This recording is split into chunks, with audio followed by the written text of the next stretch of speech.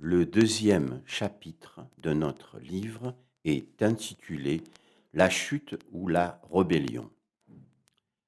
Parce que l'homme et la femme ont choisi de se rebeller contre le grand roi des cieux. Quand ils se sont rebellés, la mort est entrée dans le monde. Tout d'abord, la mort spirituelle. L'homme et la femme ont été coupés de leur relation avec leur Créateur.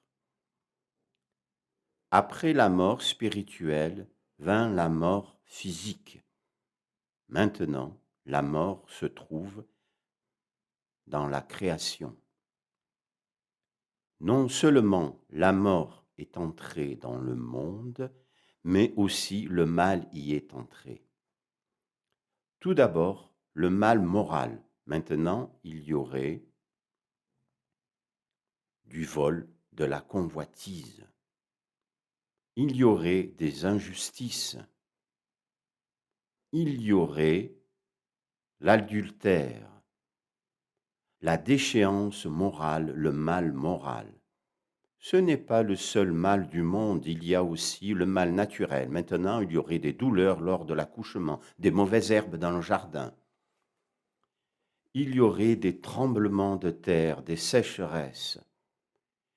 Il y aurait des tsunamis.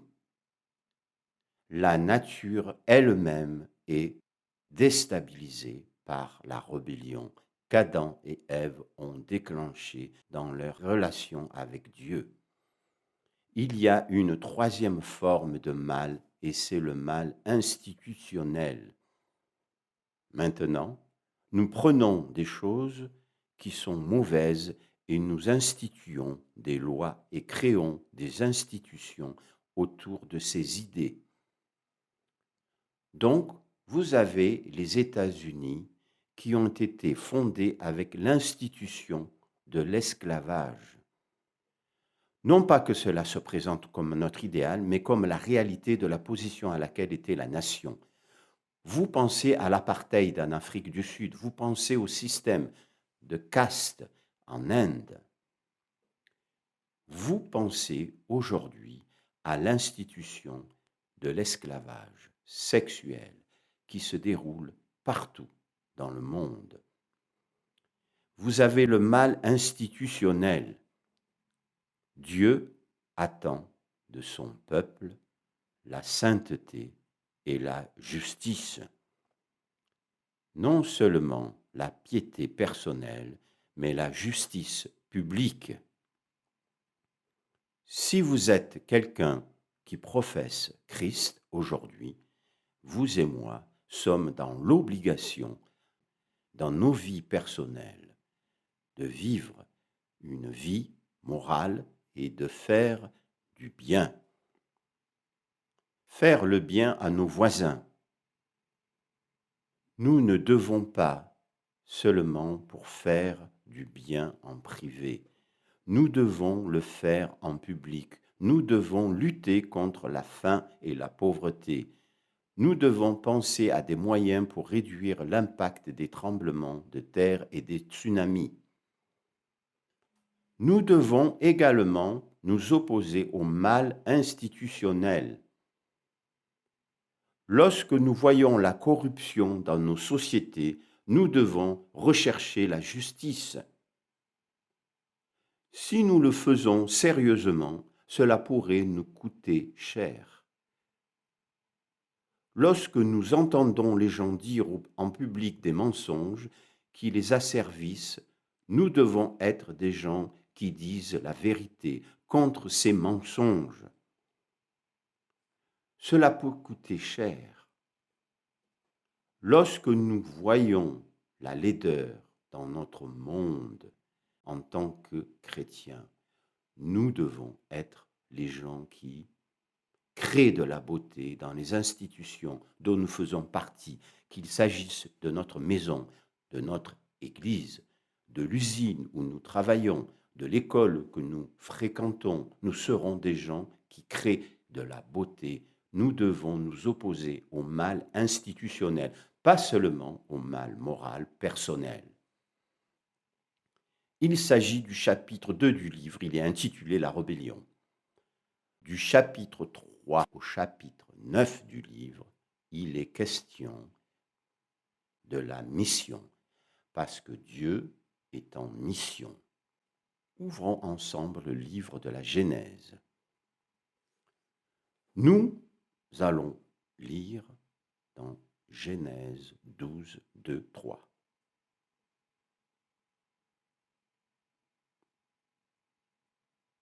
Dieu parlant à Abraham, et il dit, « Je ferai de toi une grande nation, et je te bénirai, je rendrai ton nom grand, et tu seras une source de bénédiction. Je bénirai ceux qui te béniront, et je maudirai ceux qui te maudiront. Et toutes les familles de la terre seront bénies en toi. » Dieu est en mission. Quelle est cette mission? Ce n'est rien de moins que la bénédiction des nations. Combien de nations? Quelques nations? Certaines nations? Non, toutes les nations. Dieu a un amour pour les nations. Entre les livres de la Genèse et de l'Apocalypse, nous trouvons le mot « nation » plus de 2000 fois. Dieu ne s'intéresse pas seulement aux individus, il s'intéresse aux nations et il s'intéresse à la bénédiction des nations. Et c'est pourquoi il a suscité Abraham. Pourquoi Dieu a-t-il béni Abraham? Pas pour lui-même. Dieu a béni Abraham pour qu'il soit une bénédiction pour les autres. Il y a quelque chose ici que nous devons voir dans notre génération. Nous prions toujours en disant « Dieu me bénisse, Dieu me bénisse » et parfois je pense que tout ce que Dieu entend provenant de son peuple, c'est le cri « Bénis-moi Seigneur, bénis-moi Seigneur » et nous espérons que Dieu nous bénisse. Quand il nous bénit, parfois nous disons merci, parfois nous ne prenons même pas la peine de dire merci, nous disons simplement « bénis-moi à nouveau ». En tant que chrétiens, nous nous voyons souvent comme un réservoir vide et nous voulons que ce réservoir soit rempli de la bénédiction de Dieu. Nous voyons dans ce passage qu'Abraham ne devait pas être un réservoir de bénédiction. Il devait être un canal de la bénédiction. Quand Dieu a béni Abraham, ce n'était pas pour Abraham, c'était pour les nations. La prochaine fois que Dieu vous bénira, posez cette question simple. Dieu, à qui veux-tu que je transmette cette bénédiction? Parce que ce n'est pas pour vous, ce n'est pas pour nous. Dieu est un Dieu missionnaire. Il aime les nations. Il a suscité Abraham pour qu'il soit une bénédiction pour les nations. Il a suscité Moïse et à Moïse, il a donné le décalogue, les 10 commandements. Le but du décalogue, c'était de nous permettre de savoir comment vivre une vie morale. Le décalogue reflète la nature du caractère moral de Dieu. En vivre une vie morale, le décalogue reflète la nature du caractère moral de Dieu. Si vous voulez savoir ce que c'est une vie morale, qui consultez-vous? Vous consulterez le décalogue. Ce n'est pas seulement pour la bonté personnelle, la sainteté personnelle. Le décalogue jette les bases pour la construction de sociétés justes. Si vous voyagez dans le monde, vous trouverez des injustices partout. Vous trouverez la corruption partout. Dans de nombreuses nations, la corruption augmente. Les gens aspirent à la justice. Les personnes les plus touchées par la corruption et l'injustice sont les pauvres. Ils sont écrasés par ces vices. Ils désirent la justice, mais la justice ne tombe pas du ciel.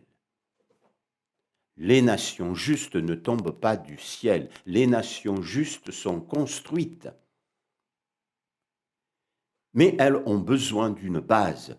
Le décalogue, les 10 commandements, devient le fondement moral pour établir des lois et des systèmes justes dans la société.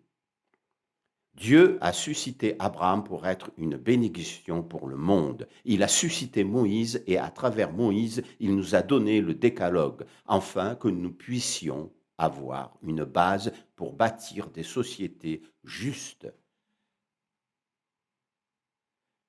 J'aimerais que vous preniez quelques minutes pour réfléchir sur les 3 formes de mal dont nous avons discuté. Mais n'y pensez pas seulement. Je veux que vous posiez cette question. Comment est-ce que je vois chaque forme de mal se manifester dans le monde autour de moi? Ou comment se manifeste-t-il dans ma propre vie?